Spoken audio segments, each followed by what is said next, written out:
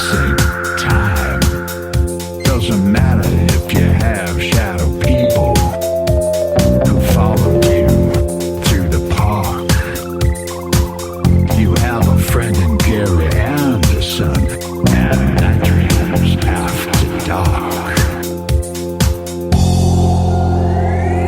Do you have a paranormal story you want to share on Night Dreams Talk Radio? You could be a guest. Email us at nightdreamstalkradio@gmail.com. From our compound, from the West Coast to the East Coast to worldwide, both on the internet and terrestrial radio, you're listening to Gary Anderson on Night Dreams Talk Radio After Dark. And here I am with a great guest tonight. She has a great book out you might want to check out. It's Unknown Objects, the top 10 U.S. UFO cases. Check it out on Amazon. Anyway, we are back on the air. Yes, we are. Well, can you tell us a little bit about one of the cases in your book? Without giving I would the plot. love to. Thanks, Gary. As listeners know who tuned in earlier, I've written a book that's a history book of definitive cases in U.S. history, starting at the end of World War II and going up to the 1997 occurrence of the Phoenix Lights in Arizona. And one of the most fascinating stories ever, as far as I'm concerned, in American UFO history is the case of Betty and Barney Hill. Is this one you're familiar with, Gary? Oh, yeah. I'm glad you're talking about it. Yeah. And foremost researchers for this case were Betty's niece, who's still alive, Kathleen Marden, who partnered with the notable Stanton Friedman, who has died a year ago or so. Rest in peace. So the story was never meant to go public, but what it ended up being was the very first highly publicized case of a U.S. couple being abducted. And what's astonishing is that both of these people ended up being hypnotized with medical hypnosis that is not at all like stage hypnosis. Medical hypnosis was used by therapists after World War II to treat traumatized soldiers, service people, post-traumatic stress syndrome, we call it now, or something along that line. And it was very effective. So Betty and Barney were driving along. It was the end of a nice vacation. They lived in New Hampshire, Portsmouth, which is near the coast of the Atlantic Ocean on the eastern seaboard of the United States. They had been to Niagara Falls and into Canada, and they'd had a lovely little trip, and they had left Canada early enough to get home in time to catch a few hours of sleep before the next day's activities. They were planners. This was not just a spurious last-minute thing. This was a planned vacation. They were driving along rural New Hampshire highway or road in those days. It was 1961 in September. The road was fairly deserted, and they were winding through the White Mountains, and Betty was looking out the passenger window as Barney drove along. Betty happened to be Caucasian, and Barney was a black American. She was a social worker, and he was a postal worker. These were middle-class Americans who were active in civil rights in the late 1950s, early 1960s, and they were well regarded in their community. So these people had high credibility for what was about to happen to them, which they didn't want to go public in the first place. They're driving along. Betty's looking out the window. She sees this bright light near a partial moon. Wasn't a full moon, partial moon. And she was fairly familiar with some of the planets, Venus and Jupiter. But this thing at first she thought she discovered a new planet, and she was joking to Barney, I think I've discovered a new planet. And then this light started to move. And it was around the area of the moon, and it moved around, and she thought, that's really strange. And then it changed course, and it started to move sort of toward him, and she thought, I wonder if that's a flying saucer. That's what they called him in those days. She said, Barney, I wonder if that's a flying saucer. He said, no, it can't be. He was ex-military. He was Army. He said, no, it's some kind of airplane, some kind of newfangled airplane.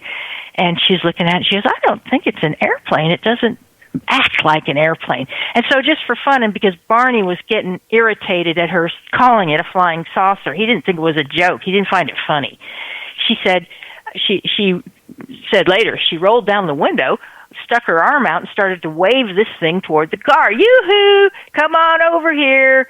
Show yourself. And it did. Long story short, it did. Okay? It came over and started following the car.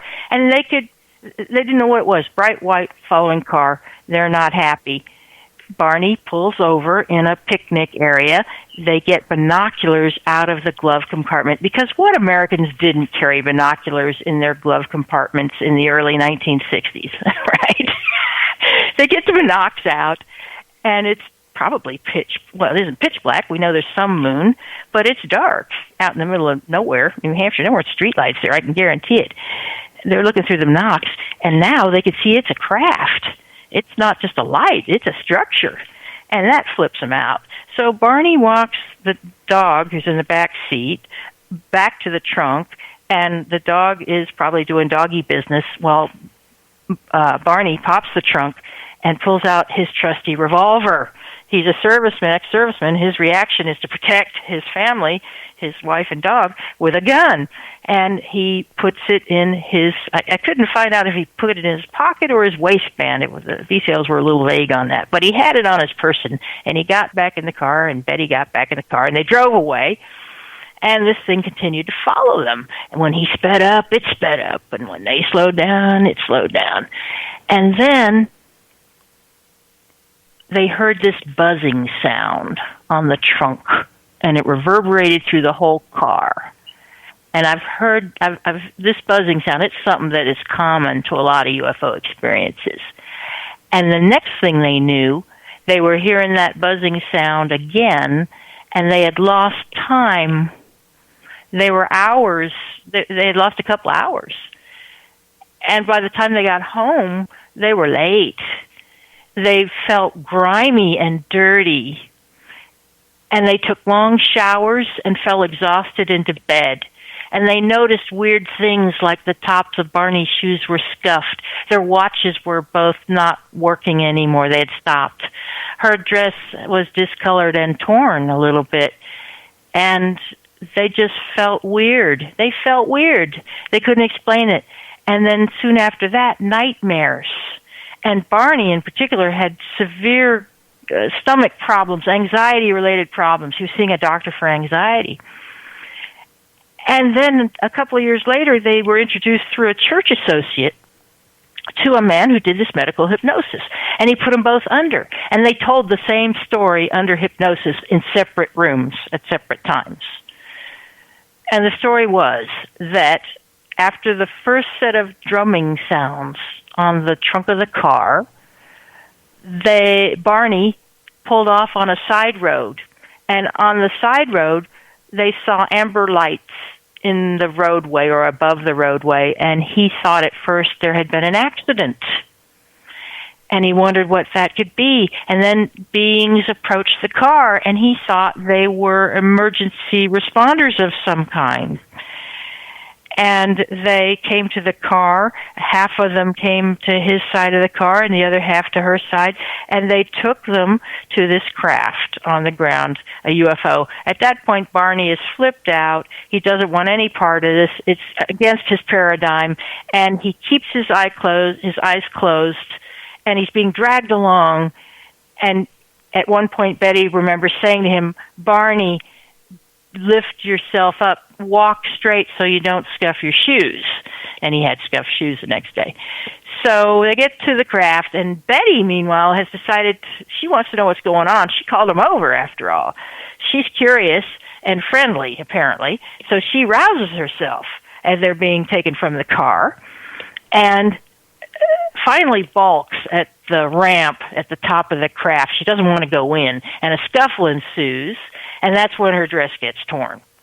So they go inside the craft, presumably willingly, more or less willingly. They don't really have a choice.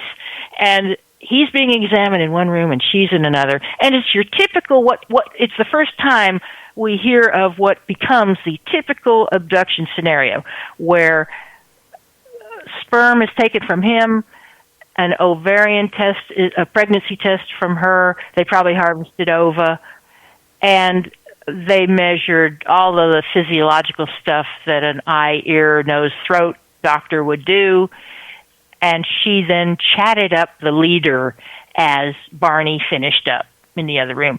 And according to her, these guys had emotions, chatting, laughing, and she asked for proofs of where they were from.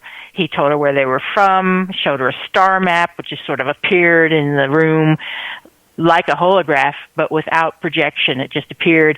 He showed her where they were and said, so now do you get it? You know where we are in relationship to where you are. She said, I haven't a clue. Know nothing about it. And he was disappointed that she knew nothing about astronomy. So this is all very interesting to me as an historian, these little details that come out, right? Oh, yeah. So they get back home, and their memories, their minds have been wiped. They get home, and it's only through hypnosis they remember this incredible story. And people have spent decades researching this story and figuring out, did it really happen? Are the proofs sufficient? Because the car had spots on it, oily spots that didn't fade after repeated washing and rains on the trunk where the drumming had been, the watches, the shoe. She was shown this star map, which she wrote down under hypnosis, charted out on hypnosis, and thought to be maybe Zeta Reticuli, maybe. But other people have debunked that. Be that as it may, they showed a star map. They said they were from somewhere else, even if it isn't Zeta Reticuli. So the press in Europe actually got wind of this story and broke it in Europe, and it traveled across the Atlantic and broke at like 4 a.m. in New York. And the Hills got a phone call from this same church associate who somehow got clued in and said, be on the lookout. It's going to be a sensation. And the first thing this couple thought about was, we better tell our work supervisors so we don't get fired. Yeah. Isn't that an incredible story? It is. I do believe their story 100%. I really, really do. You know, if it wasn't for their story, I don't think a lot of these other stories would have ever materialized. I think they were the first ones to come out with what happened, and that caused other people to come forward with their stories of what happened to them. Agreed. And I did have the pleasure and honor of meeting Kathy Marden and saw her present on communications from ETs, which is very interesting. She spent a lot of time quoting from Betty and Barney Hill, and they were saying things to Betty and Barney like, don't be afraid, we're not going to hurt you. Which, under the circumstances, makes a lot of sense. But then you've got children in Africa, in Zimbabwe, a mass sighting, I think it was the 1970s, where a craft alights, the kids are out playing, it's recess, and by playing they're in this huge wilderness, basically, prairie, next to a school in a civilized town, but large, expansive land, I'm thinking very large farmland, basically. Craft comes down behind some trees, kids are agog, beings float out of the craft, approach the children, and telepathically tell them, we're here because Earth is in crisis and the adults won't listen to us, but they'll listen to you, so go tell the adults to stop trashing the Earth and love each other. And that seems to be a prevailing theme of these ETs, the ones that like humanity. Stop trashing the Earth and do the golden rule, treat each other as you would want to be treated. So that's a quite different message from what Betty and Barney Hill got in 1961. That story was